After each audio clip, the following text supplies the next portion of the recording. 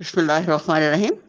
سورہ ممتحنہ 22 پارہ 28۔ انٹروڈکشن۔ حضرت حاتب بن ابی بلتہ کے بارے میں یہ سورہ شروع کی آیتیں نازل ہوئیں۔ اس سورہ کی جو شروع کی آیاتیں ہیں وہ اسی صحابی کے معاملے میں نازل ہوئی تھی جن سے تھوڑی غلطی ہو گئی تھی۔ حضرت حاتب مہاجرین میں سے تھے، بدری صحابی تھے۔ ان کے بال بچے مکہ میں تھے اور یہ خود قریش سے تھے، قریش سے نہ تھے، صرف حضرت عثمان کے حلیف تھے۔ اس وجہ سے انہیں مکہ میں امن حاصل تھا۔ اہل مکہ کی عہد شکنی کی حضور صلی اللہ علیہ وسلم نے مکہ پر چڑھائی کرنی چاہی۔ اب آپ صلی اللہ علیہ وسلم کی خواہش یہ تھی کہ انہیں اچانک دبوچ لیا جائے تاکہ خون ریزی نہ ہونے پائے۔ انہوں نے اللہ تعالیٰ سے دعا کی کہ یا اللہ اس بات کی کسی کو خبر نہ ہو۔ اس موقع پر حضرت حاتب نے ایک رکا ایک قریشہ کے ہاتھ مکہ والوں کو بھیجا۔ اللہ تعالیٰ نے حضور صلی اللہ علیہ وسلم کو فوری طور پر اس کی خبر دے دی۔ حضور صلی اللہ علیہ وسلم نے حضرت علی، حضرت مقداد اور زبیر کو بھیجا تاکہ اس عورت کو پکڑیں، اسے خط واپس لے کر آئیں۔ جب حضرت حاتب سے پوچھا تو انہوں نے کہا حضور میرا مطلب صرف یہ تھا کہ قریش پر میرا احسان ہو اور اسے میرے بال بچے محفوظ رہیں۔ حضور صلی اللہ علیہ وسلم نے فرمایا حاتب سچ کہتا ہے، کیونکہ جب بھی یہ واقعہ پیش آیا تو ہم جانتے ہیں نا کہ حضرت عمر فاروق بڑے جلالی طبیعت تھے، تو وہ فوراً کہتے ہیں حضور مجھے حکم دے میں اس کی گردن اتار دوں، کہ جسے اتنی بڑی حرکت کر ڈالی ہے۔ تو جب انہوں نے کہا کہ نہیں میں صرف اس لیے یہ روکا بھیجا تھا ان پر میرا احسان ہو اور میرے فیملی محفوظ رہے، تو نبی صلی اللہ علیہ وسلم نے فرمایا یہ شخص سچ کہتا ہے، اور چونکہ یہ بدری صحابی تھے اس لیے ان کے لیے تو معافی ہے ہی تھی۔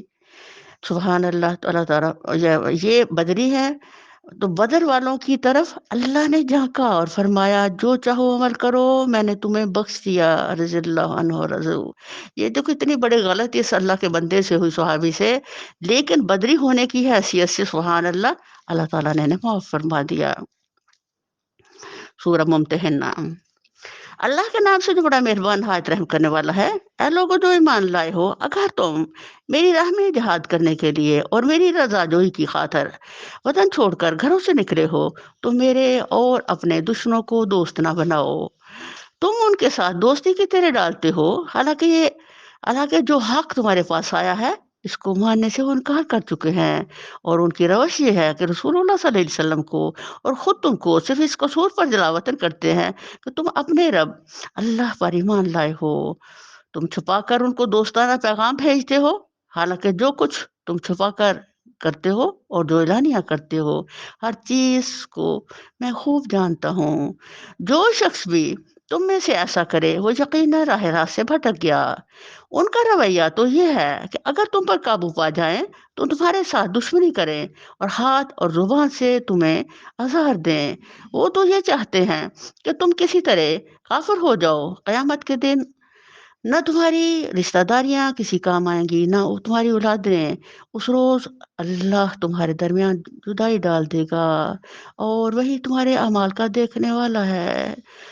جب نبی کریم صلی اللہ علیہ وسلم نے مکہ پر چڑھائی کا ارادہ فرمایا تو یہ سوچ کر کے کہ ان کو اس کی خبر نہ ہو تو اللہ تعالیٰ سے خاص دعا فرمائی کہ یا اللہ اس کی خبر نہ ہو کسی کو، ہم آرام سے جا کے ان پر حملہ کریں اور سکون سے ان سے قابو میں لے لیں۔ تو یہ صحابی جن کے بچے ادھر تھے تو انہوں نے ایک 30 ان کے جو سکے تھے درم وہ دے کر کے اس عورت کو کہا کہ یہ لو تم اسے رکا چھپا لو اور یہ پیسے اس کے بزانے میں لے لو اور جا کے نا تو قریش کو یہ میرا رکا دے دینا۔ اچھا وہ جب عورت نکلتی ہے مدینہ شریف سے تو راستے میں آ کے وہ ایک درخت کے نیچے بیٹھی ہے، ادھر سے اللہ کی وحی آ گئی۔ اللہ تعالیٰ نے یہ سارا یہ آیات نازل کر کے تو بتا دیا۔ نبی صلی اللہ علیہ وسلم نے جو صحابہ کو دوڑایا تو وہ تیزی سے دوڑتے آ کے انہیں دیکھا تو وہاں ایک عورت بیٹھی ہے، اس کو آ کے کہتے ہیں کہ اچھا جو رکا تمہیں دیا ہے نا وہ واپس کرو۔ وہ کہتے میرے مجھے دیا ہی نہیں۔ کہنے لگے دیا ہے، اللہ کہہ رہا تھا تم دے دو واپس کرو۔ اچھا وہ ضد کو اس نے وہ 30 روپے دیے ہوئے تھے۔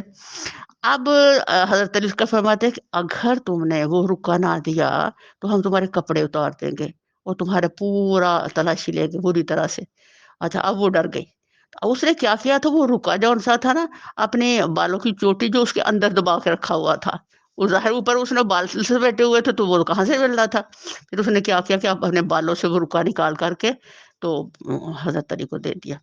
तो अब सुभान अल्लाह, अल्लाह ताला इस वाक़ये की बिना पर ये पूरा एक खूबसूरत एक क़यामत तक के लिए उम्मत मुहम्मद सल्लल्लाहु अलैहि वसल्लम के हिदायत दीन लोगों के लिए एक अज़ीम पैगाम है कि हम लोगों को उम्मत मोहम्मद का हर फर्द ये दीन है भाई।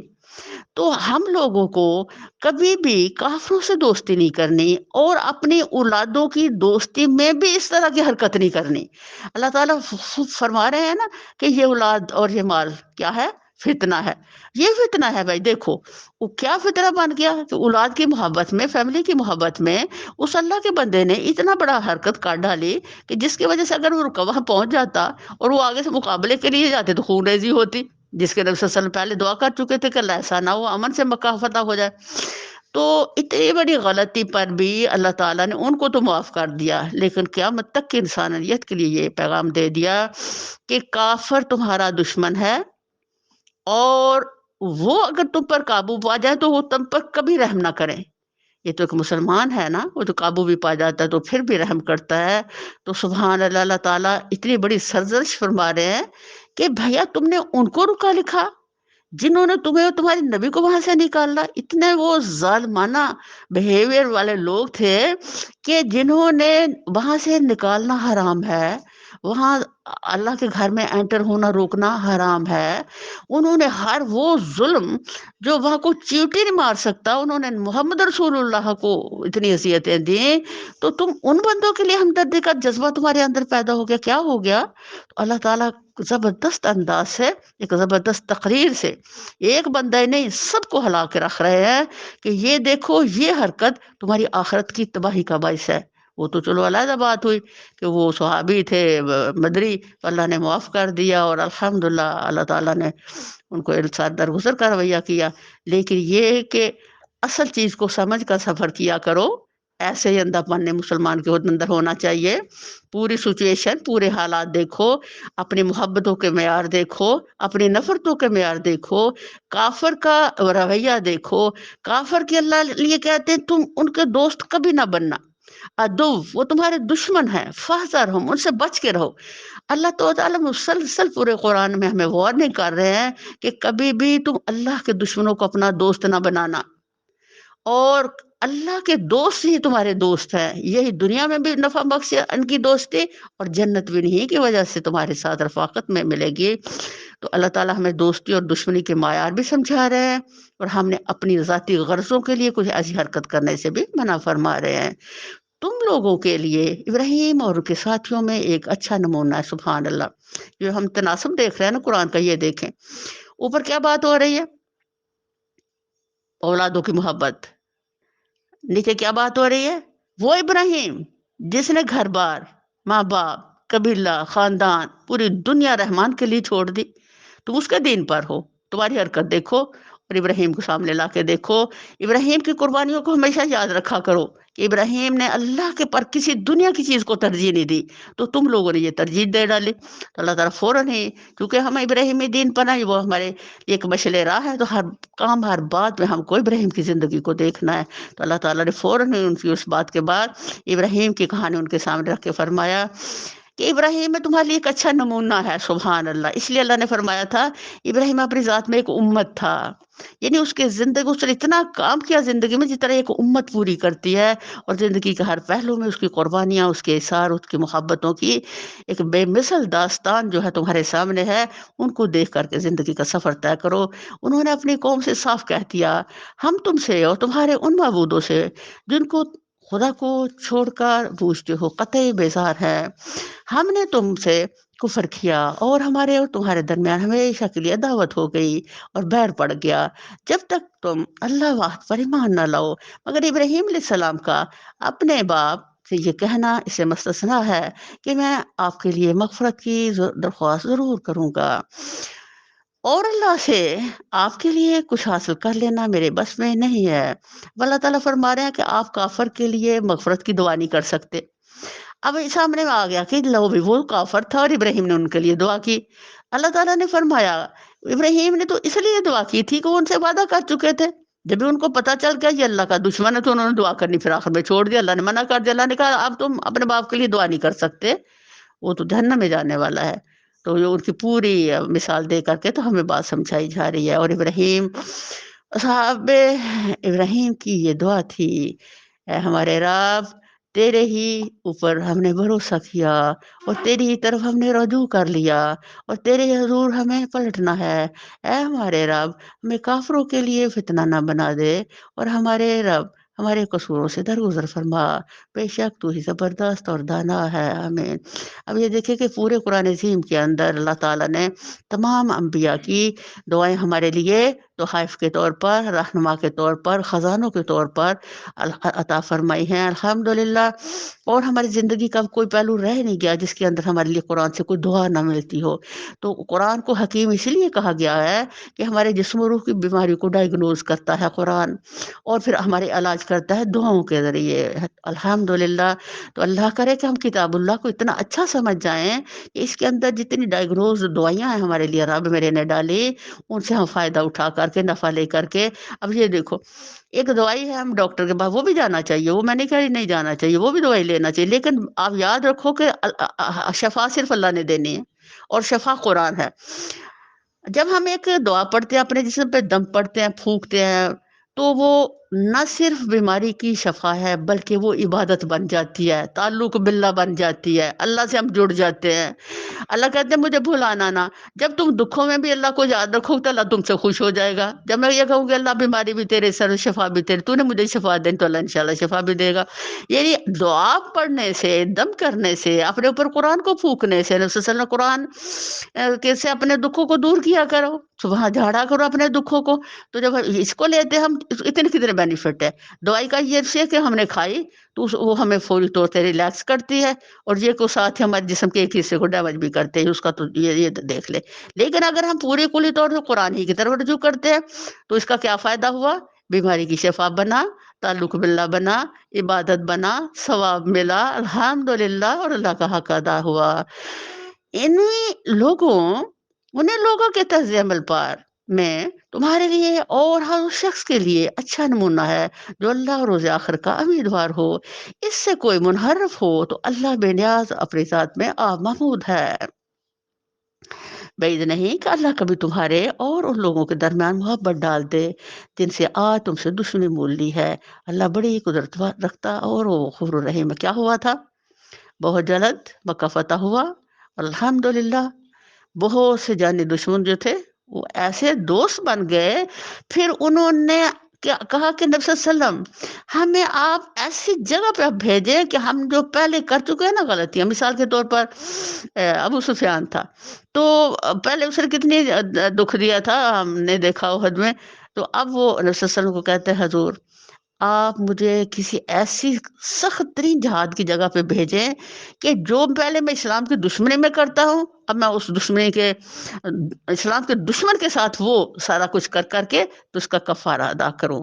سبحان اللہ، مجھے جہاد پہ بھیجے آپ۔ یعنی اس طرح سے پھر ان لوگوں نے، اور جن لوگوں نے دکھ دیا تھا نبی صلی اللہ علیہ وسلم کو، طائف والوں میں، جن کا تذکرہ سنتے ہی دل کانپتا ہے، انہی میں پھر محمد بن قاسم نکلا، جس نے اسلام ادھر ہمارے پاک و ہند میں جو دین آیا ہے وہ اسی کی وجہ سے آیا ہے، وہ فتوحات ادھر تک وہ لے کے آیا۔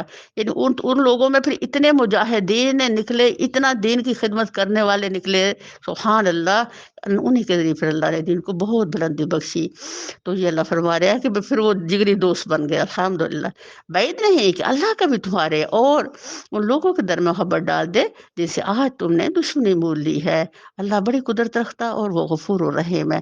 یہ اللہ کی پہلے جو پیشین گوئیاں آئیں اس طرح سے، تو اس پر وقتی طور پہ تعجب ہوا کہ جو ایک جانی دشمن ہے وہ کیسے میرا دوست بن سکتا ہے؟ لیکن اللہ کی باتیں سچی ہیں، ایسے ہوا واقعی کہ اس کے بعد اللہ نے ان کے دلوں کو نرم کر دیا، اور ان کے دلوں میں پھر دین کی محبت ڈال دی، اللہ اور رسول کی محبت ڈال دی، اور دین کے سچے کام کے لیے انہوں نے اپنی زندگی وقف کر دی۔ اللہ تمہیں اس بات سے نہیں روکتا کہ تم ان لوگوں کے ساتھ نیکی اور انصاف کا برتاؤ کرو جنہوں نے دین کے معاملہ میں تم سے جنگ نہیں کی ہے اور تمہیں تمہارے گھروں سے نہیں نکالا ہے۔ اللہ انصاف کرنے والوں کو پسند کرتا ہے۔ अच्छा कोई वो भी लोग थे, ना तो वो दुश्मनी करते थे और ना तंग करते थे, बस वो अपनी ज़िंदगी में मगन थे, तो अल्लाह ताला उनके तज़किरे भी अंतर कर रहे हैं। वो तुम्हें जिस बात से रोकता है वो तो ये है कि तुम उन लोगों से दोस्ती करो जिन्होंने तुमसे दीन के मामला में जंग की है और तुम्हें तुम्हारे घरों से निकाला है और तुम्हारी खराज में एक दूसरे की मदद की है। उससे जो लोग दोस्ती करें वो ज़ालिम हैं। यानी जो तुम्हें दुःख देता है, अज़ियत देता है, जो तो वो तुम्हारा दुश्मन ही है। तो जो तुम्हें कुछ नहीं देता तो उसके साथ तुम्हारा ताल्लुक कैसा होना चाहिए? ऐ लोगों जो ईमान लाए हो, जिन मोमिन और जब मोमिन औरतें हिजरत करके तुम्हारे पास आएँ, तो उनके मोमिन होने की जाँच-पड़ताल कर लो और उनके ईमान की हकीकत तो अल्लाह ही बेहतर जानता है। फिर जब तुम्हें मालूम हो जाए कि वो मोमिन है, तो इन्हें कुफ़ार की तरफ वापस न करो। ना वो कुफ़ार के लिए हलाल है और ना कुफ़ार उनके लिए हलाल। उनके काफ़िर शौहरों ने जो मेहर उनको दिए थे, वो इन्हें फेर दो और उनसे निकाह कर लेने में कोई तुम लेने में तुम पर कोई गुनाह नहीं। जबकि तुम उनके मेहर उनको अदा कर दो और तुम खुद भी काफ़िर औरतों को अपने निकाह में ना रोके रखो। जो मेहर तुमने अपनी काफ़िर बीवियों को दिए थे, वो तुम वापस माँग लो और जो मेहर काफ़िरों ने अपने मुसलमान बीवियों को दिए थे, इन्हें वो वापस माँग लें। ये अल्लाह का हुक्म है, वो तुम्हारे दरमियान फ़ैसला करता है, वो हलीम व हकीम है। अब यहाँ अल्लाह ताला बता रहे हैं कि ख़्वातीन जो हिजरत करके आती हैं और कहती हैं हम मुसलमान हो गई हैं। अब ये था कि वो वैसे अंदर से भी मुसलमान हुई हैं कि नहीं हुई, शक तो आता है ना? तो अल्लाह ताला ने यहाँ फिर थोड़ा ये कहा, हर आने वाली औरत जहाँ जो वो मुसलमान होता तो वो हुज़ूर के हाथ में बैत करता। तो बैत में कुछ शरूत थी। अब जो उन शुरूत को मानता था तो वही ज़ाहिर है मुसलमान सच्चा और पक्का और वही बैत के काबिल होता। तो फिर जो ख़्वातीन आके नबी सल्लल्लाहु अलैहि वसल्लम पर हाथ पर बैत कर दी, तब था कि हज़रत सल्लल्लाहु अपना हाथ रखते और उसके बाद मुसलमान अपना हाथ रखता और वो जो शर्तें थी बैत की वो पूरी करता।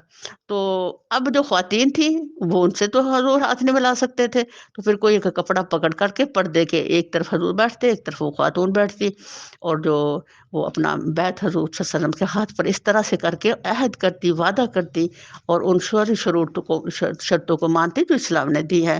तो फिर अल्लाह ताला ने उनके लिए कानून दे दिया कि तो अब ये तुम इनसे निकाह करो या अब उनके लिए हराम हो गई हैं काफ़िर मर्दों के लिए।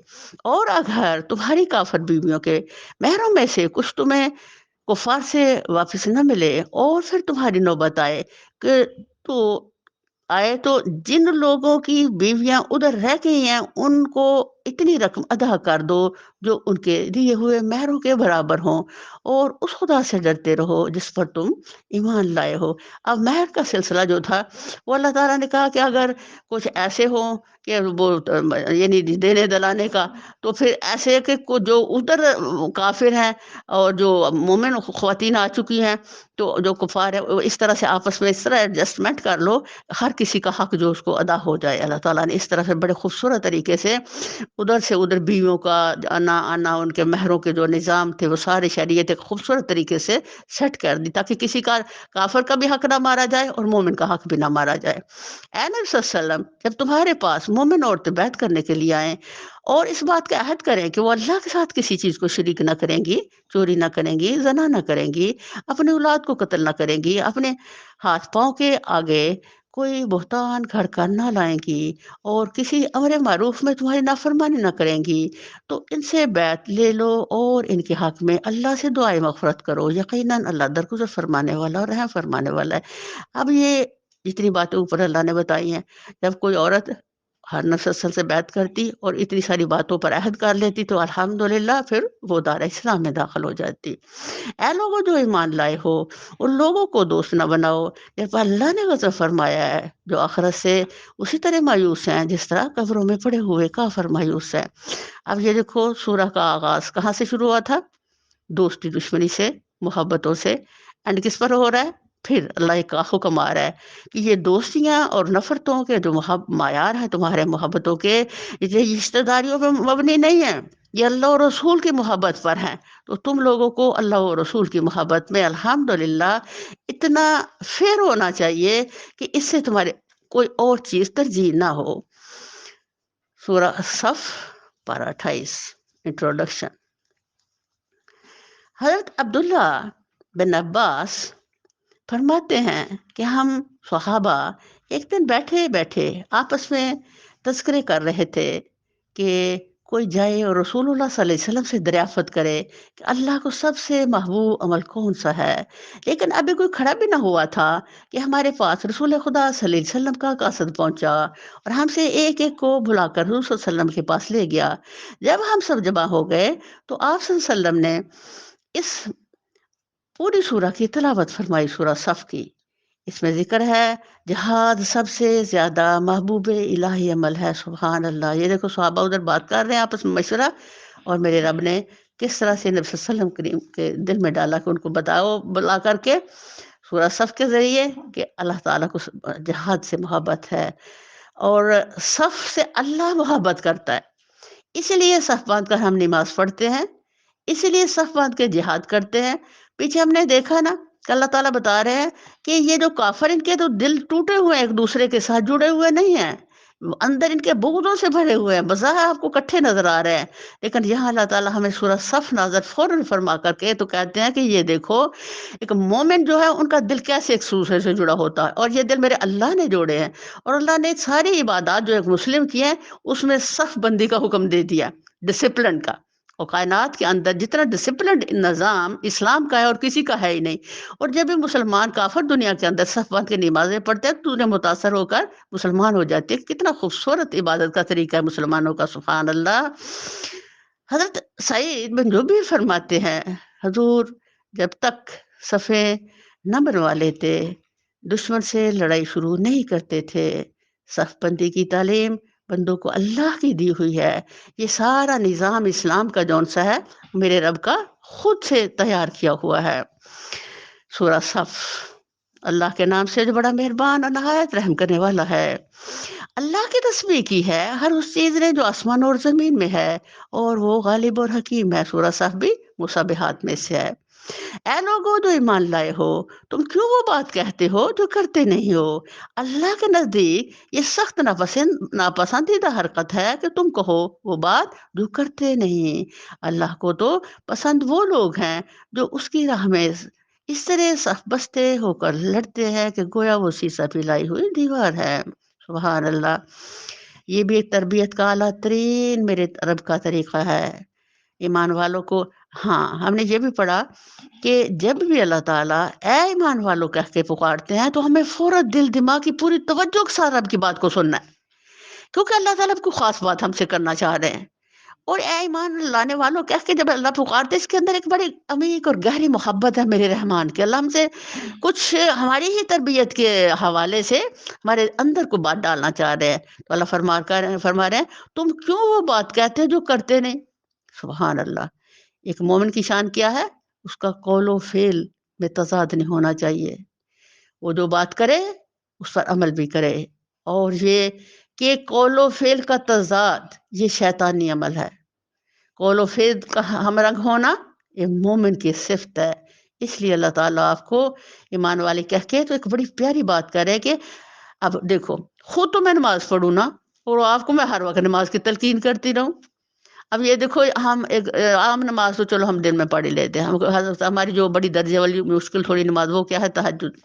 تو تہجد پر میرا ساری زندگی سے بہت ہی فوکس رہا ہے، بہت زیادہ، اس کی وجہ کہ میں جب میں فرض میں نمازیں نہیں پڑھتی تھی تب سے میں تہجد پڑھ رہی ہوں۔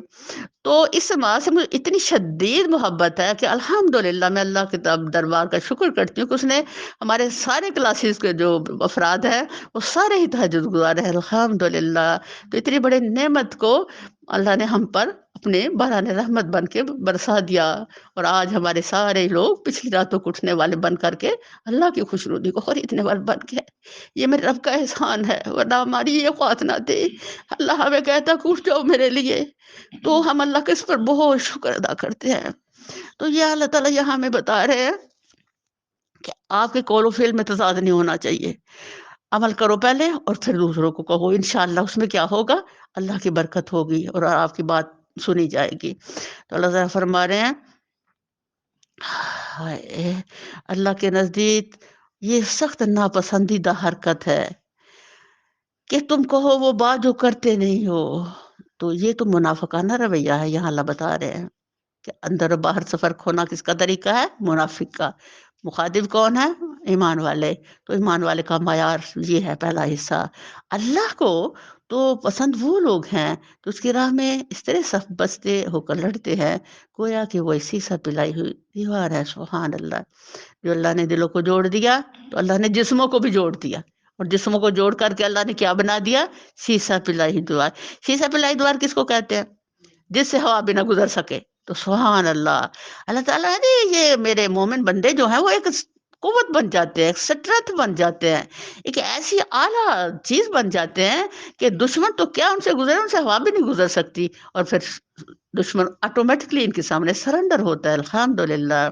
اور یاد کرو موسیٰ کی وہ بات جو اس نے اپنی قوم سے کہی تھی، اے میری قوم کے لوگوں، تم کیوں مجھے اذیت دیتے ہو، حالانکہ تم خوب جانتے ہو کہ میں تمہاری طرف اللہ کا بھیجا ہوا رسول ہوں۔ پھر جب انہوں نے ٹیڑھ اختیار کی تو اللہ نے بھی ان کے دل ٹیڑھے کر دیے۔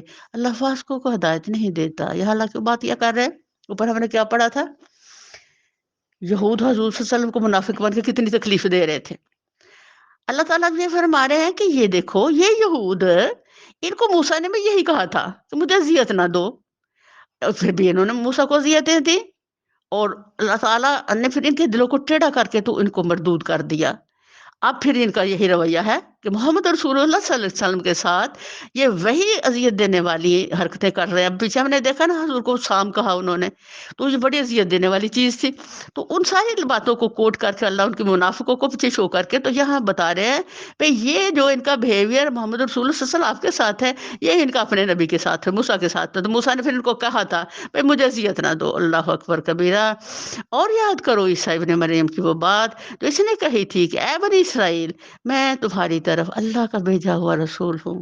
اب یہ دیکھو، موسیٰ علیہ السلام ہر جگہ کہتے ہیں اے میری قوم کے لوگوں، لیکن عیسیٰ علیہ السلام کبھی بھی نہیں کہتے اے میری قوم کے لوگوں، کیونکہ بنی اسرائیل ان کی قوم ہی نہیں تھے، وہ تو اللہ کا معجزہ تھے، وہ کسی کے نسل نہیں تھے۔ تو انہوں نے جب بھی بنی اسرائیل کو پکارا تو یہی کہا۔ موسیٰ ہمیشہ کہتے ہیں اے میری قوم، اور عیسیٰ کیا کہتے ہیں اسی قوم کو، اے بنی اسرائیل، میں تمہاری طرف اللہ کا بھیجا ہوا رسول ہوں، تصدیق کرنے والا ہوں اس تورات کی جو مجھ سے پہلے آئی ہوئی موجود ہے، اور بشارت دینے والی ہے ایک رسول کی جو میرے بعد آئے گا، جس کا نام احمد ہوگا، صلی اللہ علیہ وسلم۔ قرآن کریم میں 4 دفعہ محمد آیا ہے صلی اللہ علیہ وسلم۔ پیچھے ہم نے پڑھا تھا نا، میرے رب نے کہیں بھی سوائے سورہ محمد کے نبی صلی اللہ علیہ وسلم کو یا محمد نہیں کہا، بلکہ کیا کہا؟ ہمیشہ محمد رسول اللہ۔ اتنی رسپیکٹ تھی میرے اللہ نے اپنے محبوب نبی صلی اللہ علیہ وسلم کو۔ تو 4 دفعہ پورے قرآن میں محمد صلی اللہ علیہ وسلم آیا ہے، ایک دفعہ صرف یہ یہاں صرف ایک دفعہ یہ احمد آیا ہے۔ احمد جو حمد زیادہ کرے، جس کی حمد زیادہ کی جائے، احمد کے یہ معنی ہیں، جو خود بھی حمد زیادہ کرے اور جس کی حمد بھی زیادہ کی جائے۔ تو حضرت عیسیٰ علیہ السلام نے بتلایا کہ میرے بعد ایک نبی آئے گا جس کی ایسی تعریف کہی جائے گی جیسی کسی کی آج تک تعریف ہوئی ہی نہیں، اس لیے احمد نام بتایا۔ تو سبحان اللہ! نبی کریم صلی اللہ علیہ وسلم کی تعریف جیسی قرآن نے کی ہے، ایسی تعریف دنیا میں نہ ہوئی اور نہ ہو سکے گی۔ تو احمد نام کے ہی یہ معنی ہے، جو خود بھی زندگی میں بہت حمد کرے گا اللہ کی، اور دنیا والے بھی اس کی بہت حمد کریں گے۔ سبحان اللہ! یہ دیکھو، قیامت تک نبی صلی اللہ علیہ وسلم کی حمد کے گنگان کون گا رہا ہے؟ پوری کائنات کی ہر چیز نبی صلی اللہ علیہ وسلم کی فضاؤں اور ہواؤں میں میرے نبی کی تعریفیں ہی تعریفیں ہیں۔ مگر جب وہ ان کے پاس کھلی کھلی نشانیاں لے کر آیا تو انہوں نے کہا یہ تو سری جادو ہے۔ اب بھلا اس شخص سے بڑا ظالم اور کون ہوگا جو اللہ پر جھوٹے بہتان باندھے، حالانکہ اس اسلام اللہ کے آگے سر اطاعت جھکا دینے کی دعوت دی جا رہی ہو۔ ایسے ظالموں کو اللہ ہدایت نہیں دیا کرتا۔ یہ لوگ اپنے منہ کی پھونکوں سے اللہ کے نور کو بجھانا چاہتے ہیں، اور اللہ کا فیصلہ یہ ہے کہ وہ اپنے نور کو پورا پھیلا کر رہے گا، خواہ کافروں کو یہ کتنا ہی ناگوار ہو۔ وہی تو ہے جس نے اپنے رسول صلی اللہ علیہ وسلم کو ہدایت اور دین حق کے ساتھ بھیجا تاکہ اسے پورے کے پورے دین پر غالب کر دے، خواہ مشرکین کو یہ کتنا ہی ناگوار ہو۔ سبحان اللہ! اب اللہ تعالیٰ کا یہ اعلان ہے، قرآن کا جو تکمیل کا آخری سفر ہے اس میں اللہ بتا رہے ہیں کہ یہ سچا دین काफ़िर फूँके मारे, काफ़िर इसके लिए ट्राइयाँ करे, मेहनत करे, कोशिश करे, जानें मारे, कुछ फ़र्क नहीं पड़ता। ये सच्चा दीन, ये नूर काफ़िर की फूँकों से नहीं बुझेगा, बल्कि अल्लाह का ये सच्चा दीन दुनिया में आया ही इसलिए लियुज़हिरहु अलद्दीनि कुल्लिहि व कफ़ा बिल्लाहि शहीदा। ये आया ही दुनिया पे छाने के लिए और अल्लाह इसके लिए काफ़ी गवाह है। सुभान अल्लाह। तो अल्लाह ताला यहाँ ये बताना चाह रहे हैं और फिर इसके साथ बहुत सारी अहादीस अल्लाह ताला नबी सल्लल्लाहु अलैहि वसल्लम ने फरमाए कि दुनिया के अंदर वो वक़्त आएगा जब हर घर में कलमा होगा अल्हम्दुलिल्लाह। तो वो वक़्त बहुत जल्द आने वाला है इंशाअल्लाह। ये जो अभी हर घर में कलमा नहीं है, ये हमारा इम्तिहान है, ये हमारी आज़माइश है। हम में से हर बंदा जितनी उसकी सलाहियत है, जितना टैलेंट है, जितनी उसकी इस्तिताअत है, वो उसके मुताबिक अल्लाह के दीन के लिए मेहनत करे और ये अल्लाह का हम पे टेस्ट है। भई जितनी मेरी औकात है मैंने उतना ही काम करना है और मेरे अल्लाह के नज़दीक उतना ही हिसाब है। तो हर शख़्स के अंदर जितना-जितना अल्लाह ने वो रखा है, वो उसके हिसाब से मेहनत करे और अल्लाह को मनवाए कि अल्हम्दुलिल्लाह मैं तेरे सच्चे दीन के लिए इतना मुखलिस हूँ। तो अल्लाह ताला हमें ये टेस्ट के दिन है हमारे। इसके बाद एक वक़्त आएगा तो हर घर में दीन कलमा होगा। इसी सफ़र करने वालों की बरकत से इंशाअल्लाह ये आगे सफ़र कर चलता रहेगा और फिर अल्लाह की कुन कायनात में कलमे का निफ़ाज़ कर देगी। ऐ लोगों जो ईमान लाए हो, मैं बताऊँ तुमको वो तजारा है जो तुम्हें अज़ाब अलीम से बचा दे। ईमान लाओ अल्लाह और उसके रसूल सल्लल्लाहु अलैहि वसल्लम पर और जिहाद करो अल्लाह की राह में अपने मालों और अपनी जानों से। यही तुम्हारे लिए बेहतर है अगर तुम जानो। अल्लाह तुम्हारे गुनाह माफ़ कर देगा और तुमको ऐसे बागों में दाखिल करेगा जिनके नीचे नहरें बहती होंगी और अब्दी क़याम की जन्नतों में बेहतरीन घर तुम्हें अता फरमाएगा।